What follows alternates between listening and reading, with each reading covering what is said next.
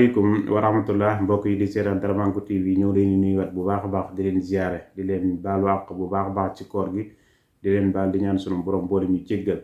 tey nag Darmanko TV ñëwaat na ngir andiwaat yenn information yu am solo yoo xam ne bëgg na ko yokk ci liggéeyu canal bi ngeen ko daan seetaan bu baax a baax muy wàllu immigration nag bu ngeen ko déggee mooy loi yi nga xam ne day am ci réew mi wala information yi nga xam ne si war nañ koo jottali te dégguñu ko ñu war koo jottali yooyu yëpp Darmanko TV dana ci ànd ak ñu ci am xam-xam ñoo xam ne si dana leen seeti wala ñu ci indi information yoo xam ne lépp lu ci génn rek incha allah dana leen ko leeral.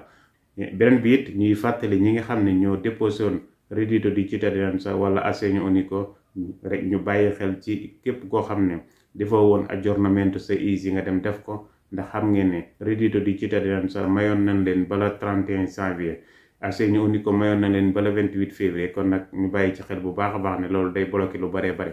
deuxième bi it ñoo leen fàttali ñi nga xam ne si amuñu woon SPID nañ ko wuti SPID ndax lu mu gën a jëm ci kanam rek day gën a jafe. xam ngeen ne bu njëkk gratuite la woon waaye léegi boo ko bëggee da ngay fay 12 euros tey bu njëkk ñun ñoo ko daan defal suñu bopp waaye léegi da ngay dem pa poste incha allah. kon nag ñu bàyyi ci xel bu baax a baax incha allah lépp lu fi ruus rek ci information yu immigration yi incha allah danañ ci ànd